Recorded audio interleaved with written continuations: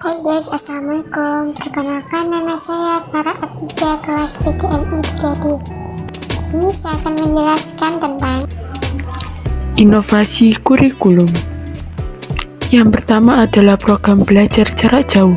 Contoh inovasi kurikulum ini merupakan yang dicirikan dengan pemanfaatan teknologi sebagai media pembelajaran. Yang kedua adalah manajemen berbasis sekolah.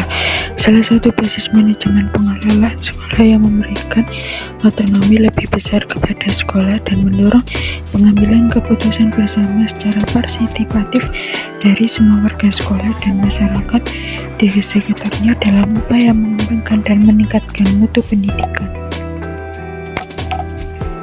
Yang ketiga adalah pembelajaran konstekstual, adalah konsep belajar yang membantu guru mengaitkan antara materi yang diajarkannya dengan situasi dunia nyata siswa dan mendorong siswa membuat hubungan antara pengetahuan yang dimilikinya dengan penerapan dalam kehidupan sehari-hari.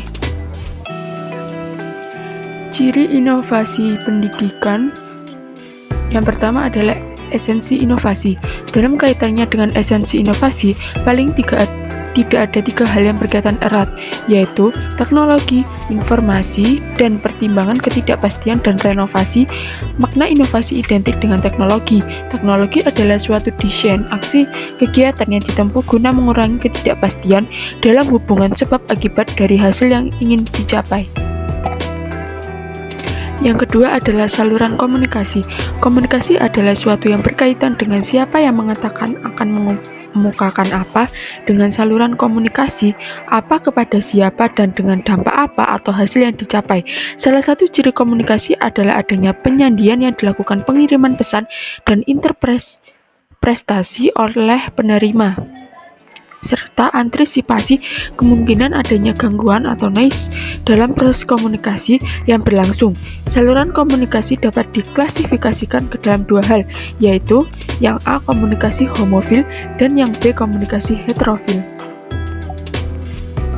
Yang ketiga adalah faktor waktu. Proses keputusan pada hakikatnya adalah suatu proses yang dilalui individu atau kelompok mulai dari pertama kali adanya inovasi, kemudian dilanjutkan dengan keputusan sikap terhadap inovasi, penetapan keputusan untuk menerima atau menolak implementasi inovasi, dan konfirmasi atas keputusan model yang dipilihnya. Yang keempat adalah sistem sosial. Sistem sosial pada dasarnya merupakan penyusunan yang berpola dari berbagai unit dalam satu sistem. Adanya sistem sosial menghasilkan beberapa keuntungan dalam perkembangan menghadapi dinamika sosial kemasyarakatan. Pertama, adanya struktur sosial baik formal maupun informal akan memberikan dorongan stabilitas dengan ketaatan hukum, khususnya dalam konteks sistem sosial yang ada. Kedua, adanya struktur sosial akan mampu memprediksi kecenderungan perilaku masyarakat, termasuk dalam kaitannya dengan proses difusi inovasi yang tengah berlangsung dalam tatanan masyarakat tertentu. Adapun tujuan kurikulum, yang pertama adalah memiliki tujuan yang jelas. Yang dimaksud di sini adalah pada dasarnya tujuan inovasi kurikulum adalah mengubah masyarakat menjadi lebih baik, terutama masyarakat di mana peserta didik itu berasal. Secara garis besar, ruang lingkup inovasi kurikulum terdiri atas tujuan kurikulum, struktur kurikulum, materi pelajaran, proses pembelajaran, dan sistem penilaian. Dan yang kedua adalah relevan dengan kebutuhan. Inovasi kurikulum juga harus ditekankan pada pengembangan individu yang mencakup keterkaitannya dengan lingkungan sosial setempat. Karena pada hakikatnya perkembangan kurikulum adalah kebutuhan masyarakat yang dilayani melalui kurikulum yang dikembangkan. Dan yang ketiga adalah dilakukan secara sistematis.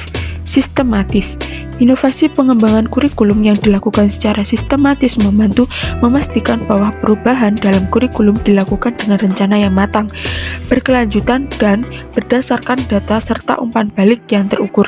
Hal ini dapat meningkatkan peluang kesuksesan dalam meningkatkan kualitas pendidikan dan merespon perubahan yang terjadi dalam masyarakat dan dunia pendidikan. Sekian dari saya, apabila ada salah kata saya mohon maaf. Wassalamualaikum warahmatullahi wabarakatuh.